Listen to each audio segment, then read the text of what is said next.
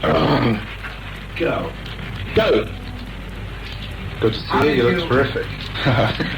Well, I've just been back from the old Speed City. I've just been to New York for a couple of weeks. Yeah, I'm going in a couple of weeks. You know this is for the radio, and I want to ask you lots of questions. What radio is it? I'm not sure. I think it's going out all over America. Oh, really? It's really Luxembourg, actually. Luxembourg. And the idea is to ask you a lot of questions which you've been asked before. If you don't mind giving some sort of fairly basic answers, you must have given before, like the album. Where did you conceive it? Where did you lay it down? Did you conceive it all together as an album, or the tracks? Did you think of the tracks separately at different places? Tell some stories about it. Yeah. Most of them recorded in France, actually. Apart from a couple which were done in London before, and it's pretty compact as far as like the lyrics go, which were written in a very sort of a short space of time. I mean, it wasn't conceived as an album, kind of like we sat down and said, well, these songs and we'll do them in this order, but it was done. The lyrics were done in comparison. It does come up with the feeling of it being one album, I think. So you wrote the songs in a short time on purpose, if you like? Well, the lyrics more than anything. Can I just take this off, because I can remind myself of the song. The reason I brought the album in, apparently this is the one copy in London, is, again, just to go through the album track by track, if you could, and again, tell stories about each track. I mean, where did you think up a particular track? Who do you reckon played best or dominantly on the track? Who do you remember played playing so them? badly, my goodness, I don't know what to do with them. And how do you like each track, like you're doing for Melody Maker, you know, as if you're setting other people's work, and any story as irrelevant as you wanted to tell about it? Alright. Okay. All down the line, I'll start with that one. That's on side 4, right? Yeah, let's start at side 1 then. Side 1, the first one is, it's pretty straightforward, that one, really. I don't know what to think about that one. You've never heard it, have you, Geoffrey? See? Briefly, yeah, but not enough. I don't want to talk about it. I'd rather you talked about it. Well, like where were you when you thought up the song? Yeah, we were in the south of France. This is the south of France one. What were you doing? Yeah, I wrote. This is the first one that I wrote the lyrics to of all these. I started working it in the south of France, and everyone that came there, you know, they was all saying "rocks off" and everything all the time. So I thought, well, I've obviously got to write a song called this, "Rocks Off." So I did. I can't remember. It was a very hot and sweaty day when we recorded it, as was for this one. This joint, that's really fast, you know. It was about 100 degrees high humidity down there when we cut it. It was really hot that day. When I tried to jump in the air when I was singing it down there, I almost fainted. It was so warm. This is Mick Jagger of the Rolling Stones Rock and Roll Band. Hip Shake, that's the very fast song. Quite fast. I mean, it's not a more loose thing. It's an old Slim Harpo song. We did once a Slim Harpo song on the very first album we did called, what was it called? King Bee. And unfortunately, since no longer with us, Slim. And so we thought we'd do another one. To kind of, I think this is one of his nicer ones, that he does it great. I picked up a couple of LPs in '64, authentic R&B and original R&B, but you must have been, it includes several, I think 2 or 3 Slim Harpo tracks, but you must have been listening to that stuff a long time before. Yeah, well, he had this one album out, I think, with I'm a King Bee on it, and lots of singles. And when we first went to America, I used to pick up the singles because you could never get them. And this was one of the singles that I picked up when we decided, he did this one about 1969. The strange street to walk down. And then Casino Boogie. Casino Boogie. I don't know what's like. There's something I always like to know, you know, having a chance of talking to you, is things that might seem really irrelevant musically, like where were you at the time, who you were talking to, you know, did you work it out at Keith's house, your house, what was on, what was in the newspapers the day you wrote the song, things like that. I think that's really interesting. Oh, well, I know what you want then, Geoffrey. No, I can't remember what was in the newspaper the day I wrote that. We cut up, we did lyrics for this and the cut-up star, Bill Burris. Have you ever met him, by the way? Yeah. What's he like? He's nice. He's nice. I really liked him. He's a really nice person. No, I've met him a few times. I went to his apartment a few times and we rapped about a few things. They were doing this film on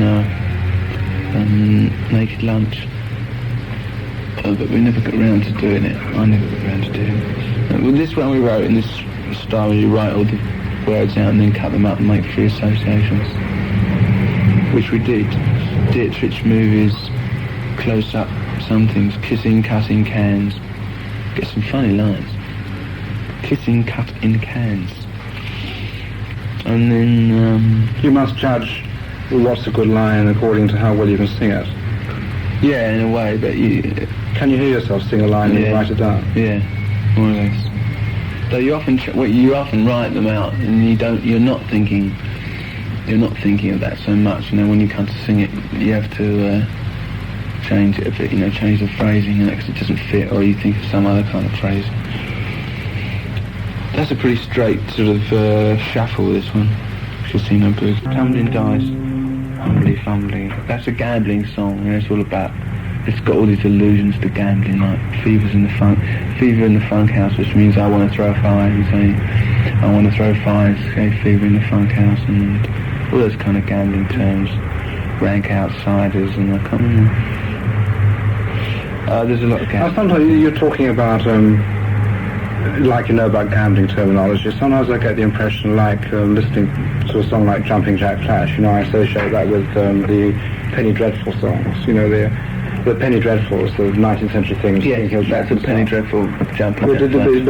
But did you get it from there? Well, yeah, unconsciously. It's quite funny that I thought of the other day, and that's where I got it from.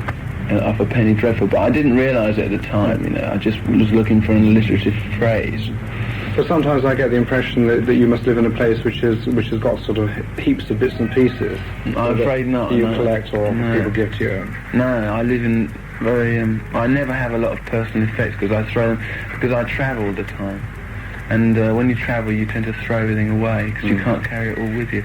So I live in a pretty sterile environment as far as that's concerned. I did at one time have all those things, but I don't anymore. But it's funny how they come back to you.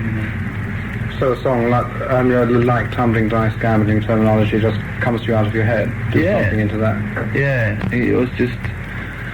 Yeah, I don't know where it came from. I was just talking about gambling one night, and I thought, well, I should really write a song or something because they got so many great phrases. I can't remember the words of it. There's a few more though, really strange words they use. Really weird. I can't remember anymore. That's the first side. That's the first side. With Virginia. No, this side we tried to make it like this is the semi-acoustic, so-called relaxed side. It's all it is pretty relaxed. Sweet Virginia's, I don't know. Sweet Virginia, got to scrape the shit off your shoes, as you see. And this one. Where is it? No, I lost it. Got to scrape It's on that your one, shoes. It's on Joan Crawford. No, it's by Joan Crawford here. And that one's about touring in America, That's that one. Right. And,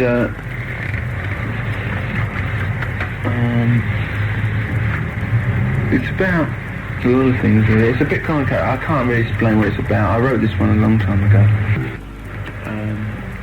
This one, Torn and Frayed, is a sort of on the road song, a sort of whino song. We wrote that while we were in America this time. It's about someone who's seen, his coat's torn and frayed. He's seen much better days, but it's quite nice. This next one's about Angela Davis. Right. Black Angel. It's kind of alright. I don't know if I really do. It's okay. There's something I wanted to ask you about the music of this first side, of this first album. I've heard Tumbling Dice and Black Angel, already released most. And I don't for a minute want to suggest that you derive any ideas from other people, but it's clear. It's perfectly clear you do. I'm not going to suggest it, of course. No, what? What are you going to say? Listening to those singles, listening to the album a bit, it's clear. It just feels like the band, the Stones, have been listening to a lot of music. Like a Black Angel, there's a guitar sound that has affinities with the Dillards, and that kind of band. To Tumbling Dice has the sort of freedom of movement of the Grateful Dead. So it's not that you're bowing in the direction of those bands, but you're keen on seeing what other people are doing in your music as well as. Well, if I may be so bold, I don't think any of the band has ever listened to the Grateful Dead. Honestly, I never have. I never heard it. Only a bit on records. Never really. I don't really like the Grateful. I mean, their band. I like individuals in it. The Dillards. I mean, that is quite a nice album. I won't say the Dillards album, but I mean, there again, that comes from something before it. Sure, of course. Rather more likely that it's taken from something that came before that, rather than taken from the Dillards. Grateful Dead and Tumbling Dice, I don't see that one, Geoffrey. But anyway, well, I'll skip that one. Yeah, and it's got this West Indian thing about Angel though at the end, because it kind of, well, the singing has, it's kind of sung in a West Indian way, because that's the way I felt it. It should be like. And Loving Cups. Go back. Keeping with Black Angel. You rather than me or a journalist saying that you were thinking of Angela Davis when you sing it. What do you think happens to Angela Davis when she hears it? Because she'll hear it. Well, but you must sometimes when you sing a song about someone and you know who it's about, you must think about that, because the fact is that millions of people listen to your records. And well, I just felt because if you really want to know, the thing is that while we were recording this album, we were recording in this disgusting basement, and the prettiest thing on the wall was this picture of Angela Davis. And it just kept going on in my mind, because every day I was down in this basement, it was disgusting, and the only nice thing on the wall was Angela Davis. And I kind of, so it starts off with, I've got a sweet angel up upon my wall, a sweet angel, And I don't know, as to what she feels when she hears it, I mean, I don't know, man. She might hate it. I hope she doesn't. I'm sure she's got. Well, maybe she will. It's up to her. What do you think about the fact that if only because it's now well broadcast that you were thinking of her, looking at her picture, that means that a lot of people listening to the single are going to pick up on Angela Davis and find out who she is? And I think they all know, man. I think everyone knows already who Angela Davis is. But it's not going to do any harm if a few more people know. No, it won't. Correct. But I didn't write it for that purpose. But I mean, if it has that purpose, that's all right. That's fine.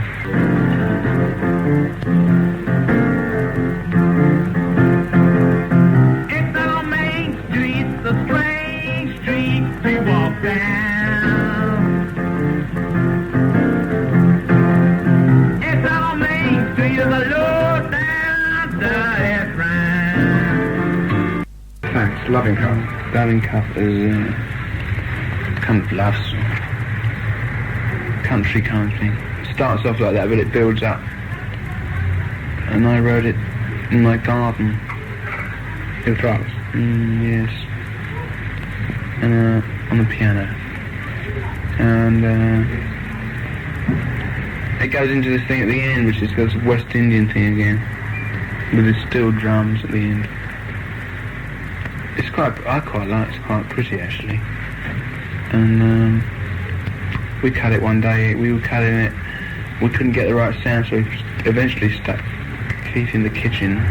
I was in the larder, and then the rhythm section was in another room, and the piano in another room.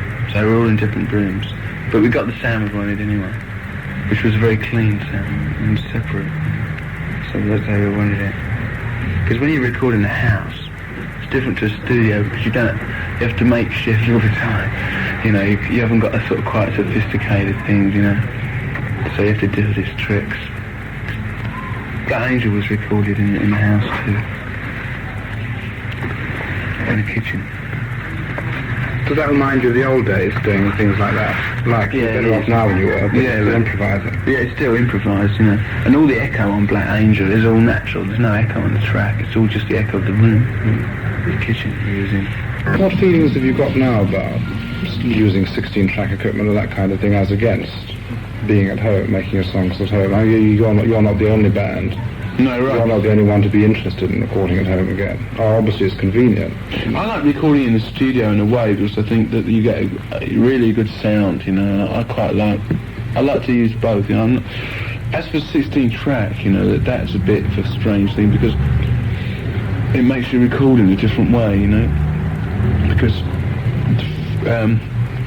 whereas before you'd make a record as you went along, you think of the sound you wanted, and as you went along you put the bass and drums on one track and then the two guitars on one other, and you had to put the echo on the guitars while you were doing it.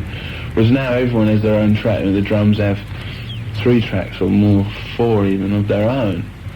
And so you never do anything while the recording's been done. You just record everything on a separate track, and you add individual echoes afterwards, which makes the process not quite as exciting as it used to be, and also much longer in the mixing room.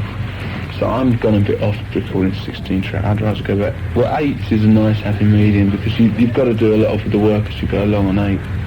But to me, the difference between recording in the studio with sophisticated equipment and recording at home is like the difference between theatre and cinema. You know, the performer at a theatre knows he's got to get it together then. But in cinema, it's all bits and pieces. Yeah, I Does know. it feel as different as that? No, because when we recorded this album at home, it's with pretty sophisticated equipment, quite honestly. With that truck, you know, which is pretty sophisticated. The difference is that you have a different feeling when you're playing at home, you know. It's not as much in the equipment. You have a different feeling, and it's more relaxed, which can work for you or against you as you want. Because you don't have so much discipline.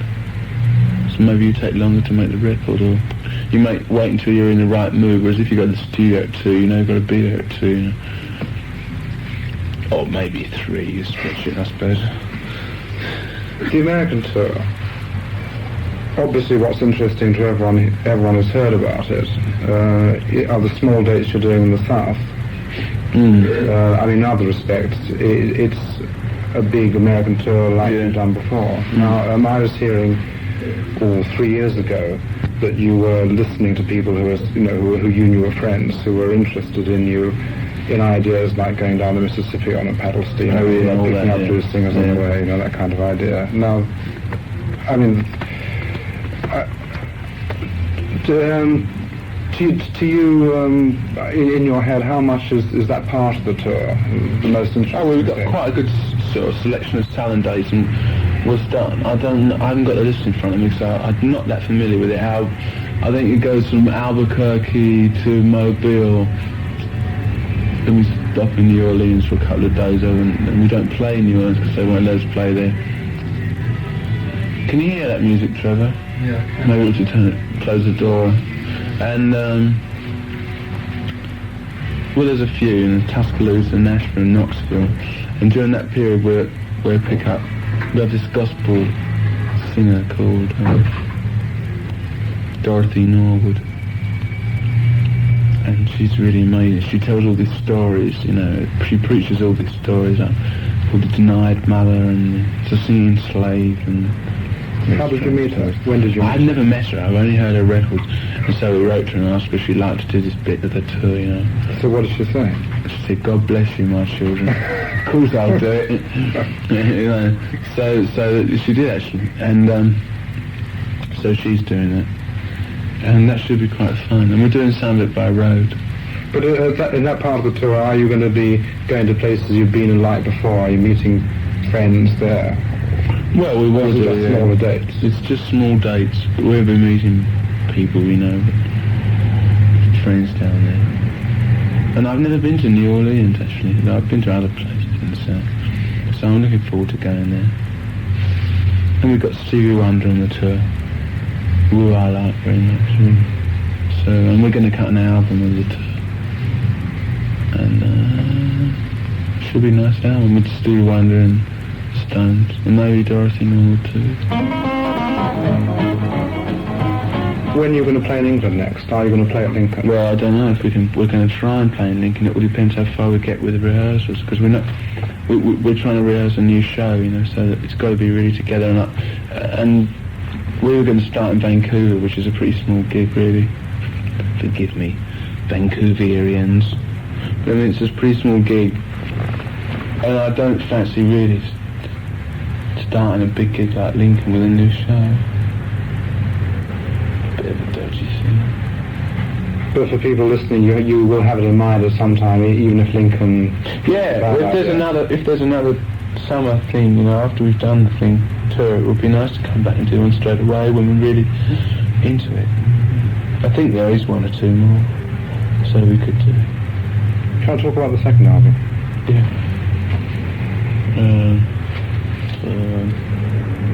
The other one.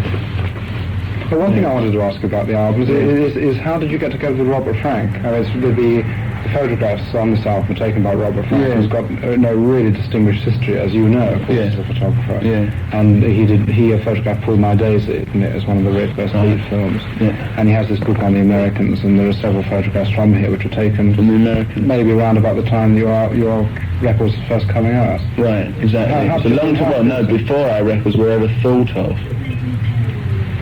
Later, I call him later. There's this lovely picture of a guy who looks swarthy, maybe a Puerto Rican, looking at one of those Wurlitzers, you know, it's built like a Buick, a jukebox. This one? And so you reckon he's listening to Johnny Ray? Or Yeah, Johnny Ray, yeah. He's a Johnny Ray fan, that one. But tell me about Robert Frank. I didn't know that you knew him. And who are these? Yeah, well, the thing is that I saw the book The Americans, and then I met this guy who lives in upstate New York, and knew Robert Frank. And then this guy said to me, man, why don't you do an album cover with an album cover which isn't so sort of full of yourself, you know? And I said, well, we did that with the last album. But he said, well, no, it wasn't really. So that's still you, that zipper. So I said, all right. And he said, well, this guy, Robert Frank, why don't you just use some of his pictures or something? So I said, right. So I invited Robert Frank to come and do the pictures. And he does some of it on this Super 8 strip, you know. Doesn't take them with a still. He takes them. Well, some of these were on these obviously were on the Super 8 strip. The thing that strikes me about his book, The Americans, which I hope is still in print. It is, yeah. It's been reprinted, that's why I saw it. Is that there's this continual feeling in the book of being on the road, about the colossal space of America, which you must have a pretty good idea of from being on the road yourself. Right. We can and we hope to make a film with Robert of the tour. He's going to do, but he's not going to shoot on the stage stuff all the time. We're going to get him to shoot the periphery, you know, and on the road, real on the road, very strange kind of look. We're going to shoot some tour stuff with some concert stuff though, separately, some glossy colour. Which is, I'm looking at the pictures, and obviously people aren't looking at them now. I mean, the thing that strikes me about Frank is the pictures look as if they're snapped. But in fact, you can go on looking at them for a long time. Yeah, they are. He's very good at snatching moments. Yeah, he's good. He's a good guy.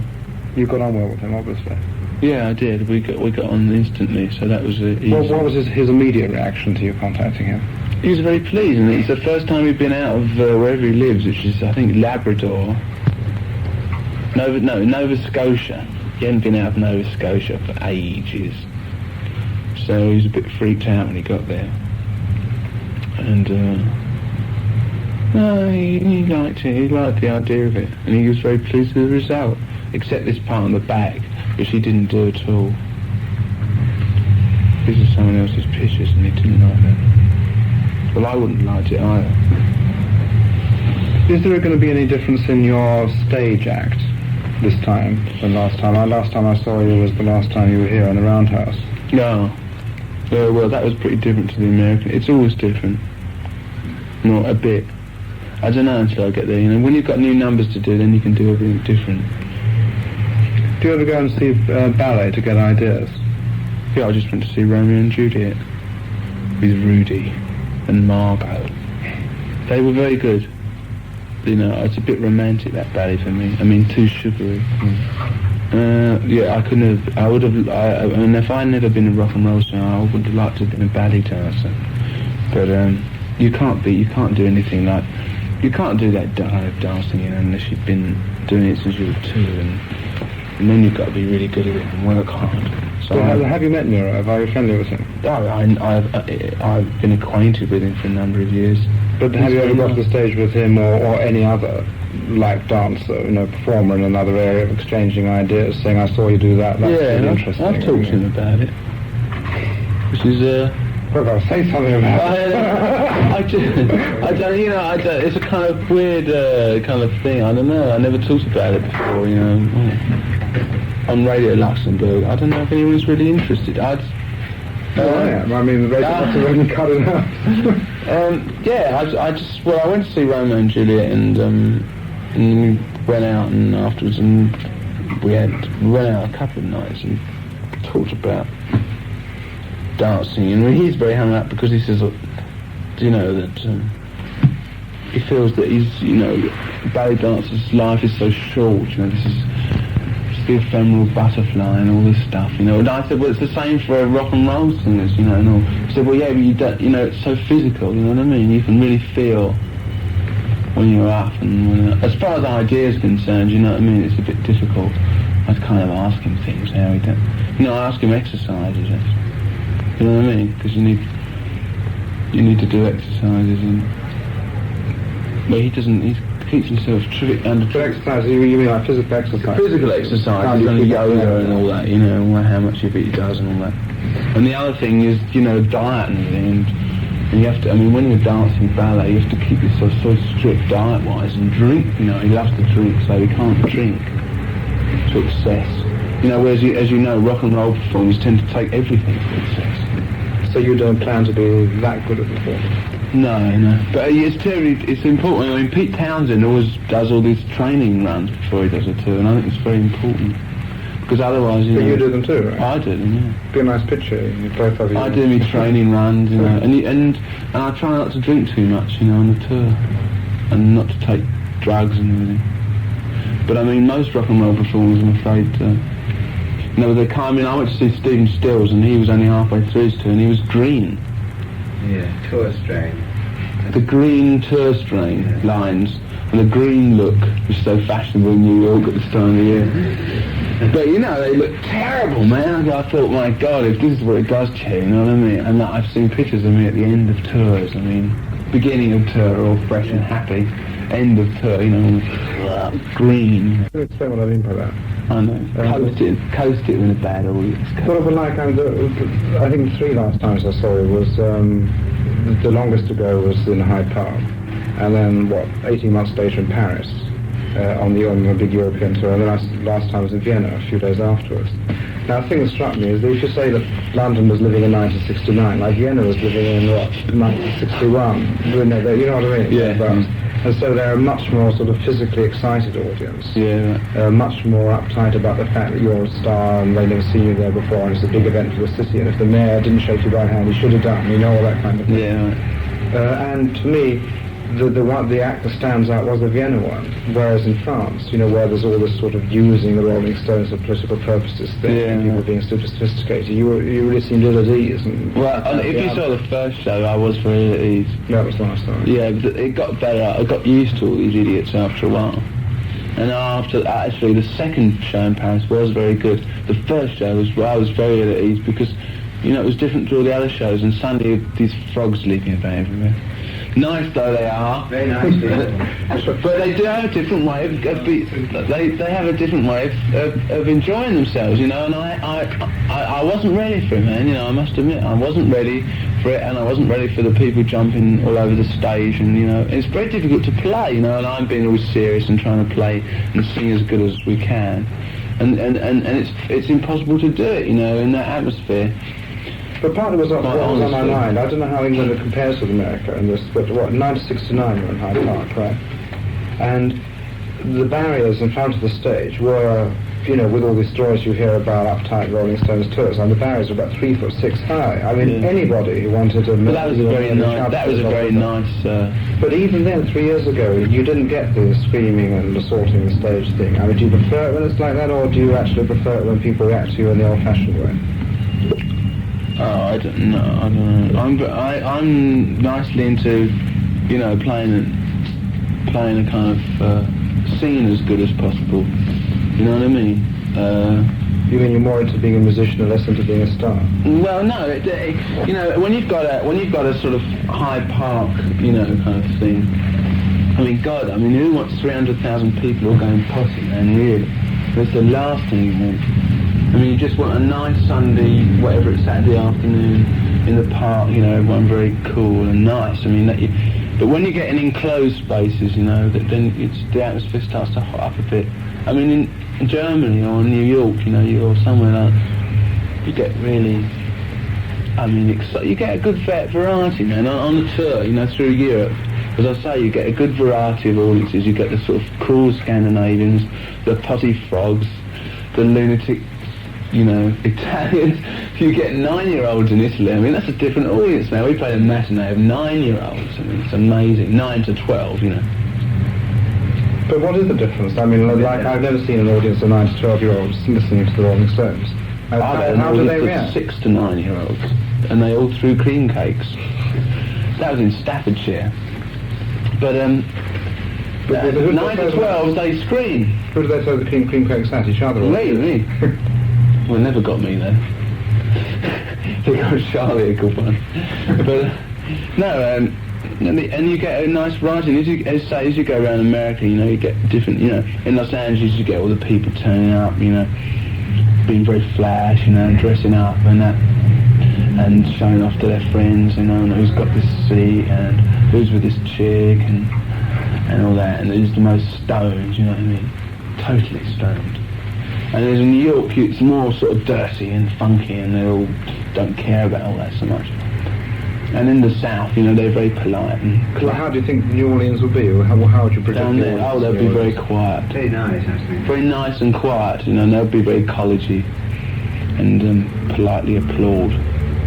But they'll be very enthusiastic, but that's not their way, you know. I don't know. It's varied, even in America.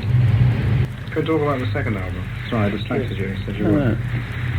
And again, what I most want to hear is, as I say, what may seem to be really musically inconsequential. Yeah, I know, and I can't think of those things. And so on. I'm very bad at thinking those things. Happy. That's the one that Keith sings. We wrote the words in Los Angeles, and it's a happy song. You know, it's very bouncy. I think Keith sings it quite well. Talking about our theme, like happy, Keep it nice, you know. Keep it nice. something that does come across. You going? Good book. Oh yeah, I've seen that. Nice seeing you. Oh yeah. Hi, Jeff. Hi there. No, that should always be okay. Sure,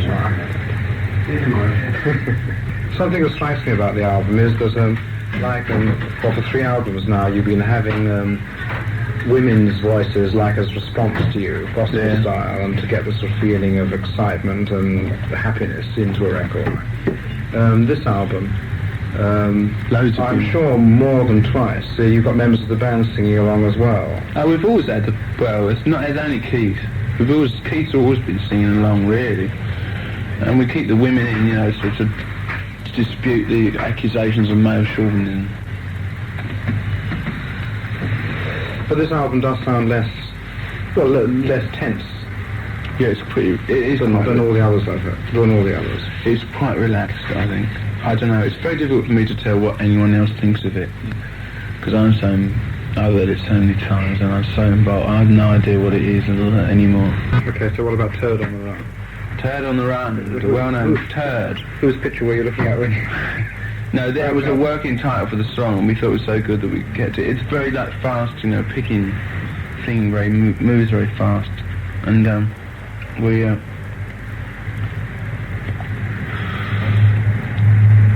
can't remember what was happening when we did this. Oh, I have no idea. Better move on. The Ventilator Blues, which is which started off as a nice sort of guitar riff.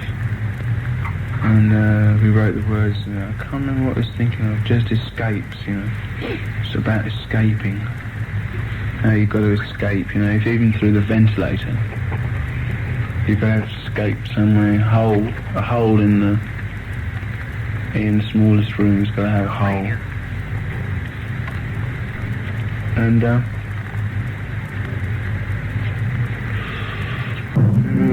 just want to see his face. This is the song that everyone's going to accuse you of being a Christian because. Well, these are both of them. Right. Well, I'm not a Christian, you know. I never quite understood what a Christian means. To my mind, I always thought a Christian is someone that believes if you're a Christian, you go to heaven. And you're not going to make a tactful remark. You don't really think the Archbishop of Canterbury is going to buy this record. But I'm not a Christian. But nevertheless. But we just made this song up while Keith was just playing the piano, and we were, for Christians, very drunk actually, and we demolished this bottle of whiskey, and we just started to play this, and I just made up this song, which is actually went on for 30 minutes, but the first 2-3 minutes is what you hear on the record, and it's about don't want to walk and talk about Jesus, just want to see his face, that's really. And then after that we overdubbed the drums and we put on these young ladies. But for the record, it seems to me the song's more about gospel music than about anyone believing in God. And it's more about towards gospel than towards... Well, it says, you know, that you don't want to go, it's a doubting Thomas. I don't want to go to church this morning, I just want to see his face. I don't want to walk and talk about Jesus. And I'm not going to talk about him and everything, I just want to see him, yeah. Okay, so now you can Let It Loose, which is the title of the... Yeah, this one. Last song. This is a sort of almost ballad one. And,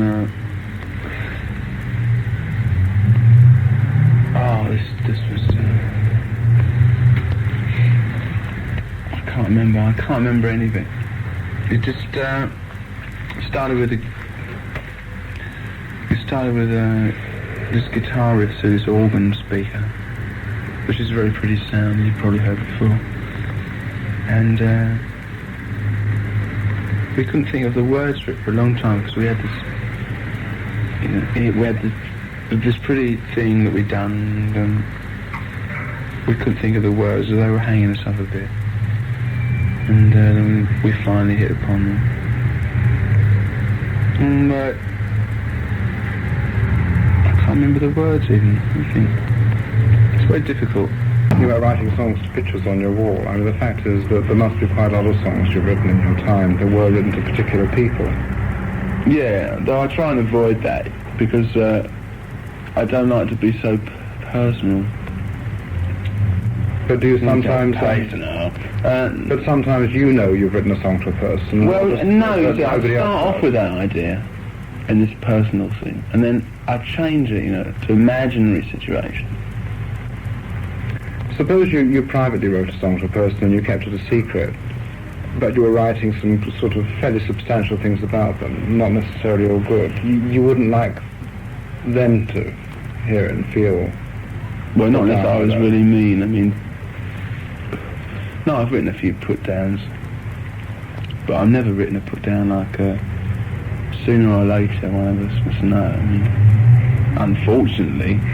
But I always tend to, I start off very personal and then I become very, and then I imagine and then I go on from there. And I find that more interesting because then I get into a situation that I've never really been through except in the song, which is a life of its own, which is like well, I guess when you write a book, you know, that you start off with this thing and then the characters in the book start coming alive, you know, and they go through these situations in your mind. And that's what happens in that song, really. And in those other songs of that kind called Like You Can't Get What You Want, you know, they start off being very real and then they wander off into the unreal. So you let a song go and you put a song down on record when it's got a life of its own. Well, no, that's It doesn't not belong to you anymore. Yeah, it doesn't. No, it doesn't belong to me. None of them belong to me. They all belong. You know. As soon as you've recorded a song, it suddenly leaves you. It's gone. When it's not recorded and when it's just yours and you've only played it on a guitar, then it's yours. There's something that strikes me you must have been asked thousands of times, does this song mean that you have the following belief, about politics, like we're talking about religion, and so on. And it seems to me, I'd be really upset about having to answer that question again and again, because, I'm not you, but if I were, I'd say, well, why should having those ideas mean that I should believe in that? That's something completely different, having an idea and believing in something. Right, you believe in everything. You write about everything. Every point of view that comes to your mind, so that you can write one opinion, and then that always puzzles people, you see. If you write 1 minute that you love this and the next minute you hate it, but everyone else feels the same. But people think you should have an established kind of philosophy. You mean Especially people that go into this heavy analysis, they say, you've obviously gone back from your earlier position, Blah. Listen, I don't do that. But you know what I mean?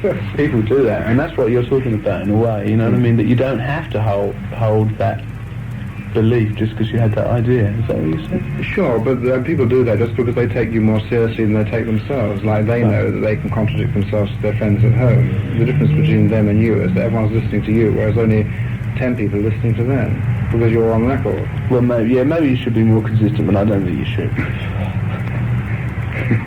It might be a good idea, but it's not you. Yeah. Okay. All down the line. Everyone at the company says, I should press you heavily on this one. They intend to make lots of money on this one. Who said that? All down the line. All your friends at Kinney. No, I think that could be quite a hit, actually. It's a funny song, actually, because it's not really about anything. It's just this kind of... when I wrote... Well, I didn't write all the words. Keith had this original thing of it, and I just sort of freaked off on it. Because I saw it as this railway, and then I saw it as this... it widened out, and had all these women working and crying and things, and then it went out to the fields by the railway. And then... I'm going on a bit. And then the railway became kind of a railway of life, if you saw like life as a railway, and like parts of it was easy going and parts of it were travel, and that's what the song's about. Something I wanted to ask you, just seeing Jimmy Miller's on piano, right? Not piano, no. Percussion. He plays percussion on a lot of them, actually, but I didn't put them all in. When I wrote some of these credits all wrong, and I've had a lot of complaints. So, what I wanted to ask you is that when I saw you in Europe, it was obvious to me in the audience that Jim Price and Bobby Keys were two members of the band as far as playing that concert were concerned. It wasn't that there was the band plus them filling in bits and pieces. There was, you were attending to them, They got to be attending to you. Yeah, but they got to be kept under control. Like all brass players. They're very undisciplined. Insofar as that when you that you can't have brass in every number, I don't think, and I don't like to use it. So the relationship you have with them is that sometimes you say come and be two members of the band, and other times we say come and play with the band, But I'm just talking music. I'm not talking financially. No, I don't mean financially. I mean that's the kind of relationship, to come and play with the band, but they were playing in America. Yeah, they will be. Yeah.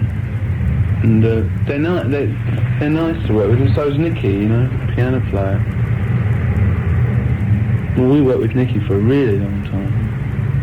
When was the first time you worked with him? I was just trying to think. It was really a long time ago. It was before Satanic Majesties, whenever that was. Well, never mind when the first time actually was. When was the first time you remember playing with him? No, I can't remember now. I really can't remember. The first time I played with him was long before we recorded with him. It was about 65. I can't remember on what songs. I can't remember. We used him on and off, we changed. Did you ever hear that Ray Davis song, Session Man, which is about him? Yes, I did. I think I did. I can't remember. I should be able to remember. I think the very first time I worked with Nick, it was like almost the first time we ever made records. But then we didn't use him for a long while. He got lost. Okay, next one. Stop Breaking Down.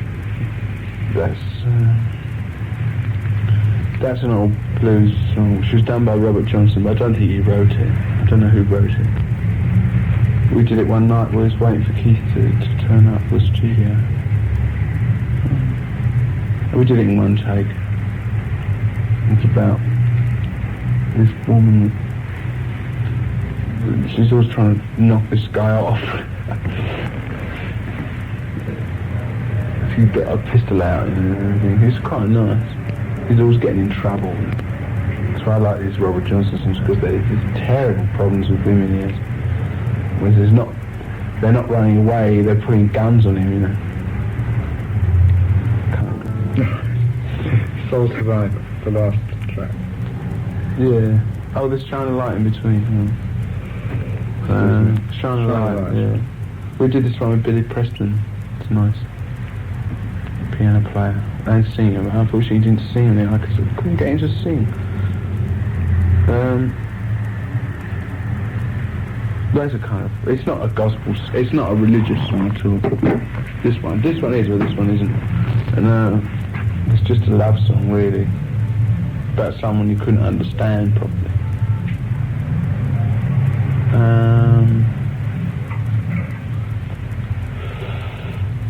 I can't remember, I don't know anything about that one. Soul Survivor, that's a guitar riff that I really is a nice guitar riff. I wasn't very sure about what kind of song it was. So I wrote this song about a shipwreck. It's kind of unfinished, the song, really, I think. It doesn't really kind of... It's a nice sound and everything, but it doesn't, as a song, it doesn't kind of come to any conclusion, but I mean, I think that's in keeping. Thanks. I have to ask you, you haven't you, every intention of staying together, making more albums, touring? Yeah, so we got, yes, we But you're bound to say yes, because you wouldn't tell the listeners before your lawyer. No, I mean, I haven't thought of it, you know, I always read, I mean, this is quite a nice album, you know, as long as I'm pleased with them. Or as long as we say, well, as long as we've got time to do other things, you know, I mean, I like to do other things apart from doing this. I was impressed when I saw you at how hard-working you are and how hard-working the band is too. Like, there's a lot of thought, obviously rehearsal, you talked about doing physical exercises and so on. Do you want to say anything about, you know, how seriously you take tours, making music? Yeah, well, yeah, I take all of it seriously. Well, not seriously, I mean, I think it's interesting. You know, when you first go on tour, I mean, someone tells you, you know, you're staying at the Holiday Inn or the sort of Trust House, Lancashire, you know, and that's all you do. But the more it goes on, like when you tour America, not so much in this country, when we tour America, we do, like, a lot of preparation goes into it, like this, because we don't use an agency. We use local promoters, but basically the whole organisation of the tour is our own, so we sometimes do our own shows. Though this doesn't really necessarily bring in more money, in fact quite often it brings in less money, because like, it's more money to do it ourselves than give it to some agency in a way. It's marginal, the difference, but it means we have more, we do it all, that means, whatever that means, it means we have more control, or we just do it. So that they set up an office in New York to do it, and I like watching it all go, you know, all come together, all fall to pieces. And like, it's nice to find, you know, you find the equipment and you rent an airplane and you do, and there's hundreds of logistical problems, as well as, and then you've got the staging and the lighting, backdrops, sound, unionised or non-unionised. But how much attention do you pay to that day to day when a particular... Well, quite a lot. I mean, the organising is the most difficult, I think, part of it. But I mean, how detailed do you get? I do to say to someone who's working for you, listen, do make sure when you go to Cleveland you book in at the da-da-da, because... Oh, go to all the hotels. All the hotels, yeah. All the hotels, and we have we have a hotel meeting, you know, and I just done that, and we go through each hotel and the rates and the rooms, because there's a large party because we have the people that set up the thing, you know, and otherwise we end up making no money. We just break even if we spend too much in the hotel, you know? And then we have a restaurant guide, you know, because it's very difficult to eat properly, and you have to find places that are open until 4 in the morning, you know. And we have points of interest in each town, you know. We have a guide of that, you know. Last time I saw you was at that inn in the Vienna forest. Oh, we do that to try and keep it fun, you know. But I loved it, like the people running that place, which was right in the middle of the country. You know, their heads were in. You know, they had just begun to read about you, and they came in. Their eyes stood out and stalks.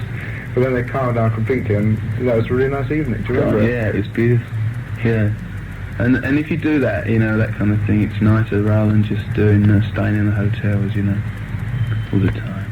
So you can feel more at home with yourself and with the town you're in. Yeah, it's difficult to get into each town, and which is where in 1973 we're hoping to do a different kind of tour of America and Europe, actually, to, you know, where we try and involve the town more in not in our sense, but I mean we just try and stay in the town and get into the town a bit, and then involve the town in this some kind of show or other. I'll see what happens, you know. The last thing I wanted to ask you was, you know, lately one's read quite a lot about John Lennon saying being a star is a terrible experience, and Paul McCartney saying being a star is the worst thing that could happen to anyone, and George Harrison saying much the same, and that always seems amazing, very much to say it. I'm sure they're all sincere, but I don't think they are. Being a star, that's an amazing experience. Well, yeah, I mean, that's what they all wanted to be, man, and that's what they've got. You know, I mean, that's what they were struggling for years, you know.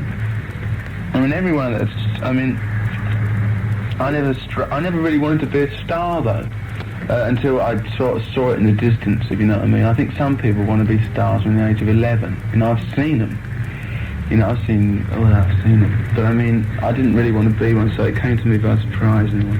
So I didn't really mind. But apart from one time when the police were taking a lot of interest in you. Yeah, that was right. But that's not being a star. That's being apart from that, public. It seems to me you've always had a tremendously good time. Yeah, I do. I have a very good time. But I mean, you have to pay at one end, you know, for having a good time, and you know. But it is a good time, you know. That's why you can't put it down, you know, because you had a good time. And John Lennon had a good time, really. But you still are. Yeah, I am. You know, I'm not. I mean, when you're not a star, you're not a star. You know what I mean? You've got plenty of time to worry about it. When did you know you were? Somebody must have told you. When I was rung up by the Guardian. I thought the day has come. No, I don't know. Yeah. Because a star is someone who everyone says is a star. No, Brian was the one that was really hung up on being a star. I mean, he really loved it. You know, until a certain point, you know, probably when he got into trouble with the police. But before that, he really loved it, you know. I think he wanted to be a star more than anybody. But do you think also that for Brian being a star, that didn't do him any good? No, he didn't. But he did want to be a star. There's no doubt about it. And he loved it, being a star, you know. And Rudy Nureyev loves being a star, you know. I mean, if you're a star, you see, in the old-fashioned sense of the word, people do kinds of things for you that normal people don't get. You get terribly spoiled. That's the real problem. You get really spoiled. And the people that get the most spoiled are like prima donnas and opera singers. I mean, they're much more spoiled than any rock and roll singers ever been, as you know. I've got to go, Geoffrey. I'm sure. Nick, thanks very much. Pleasure.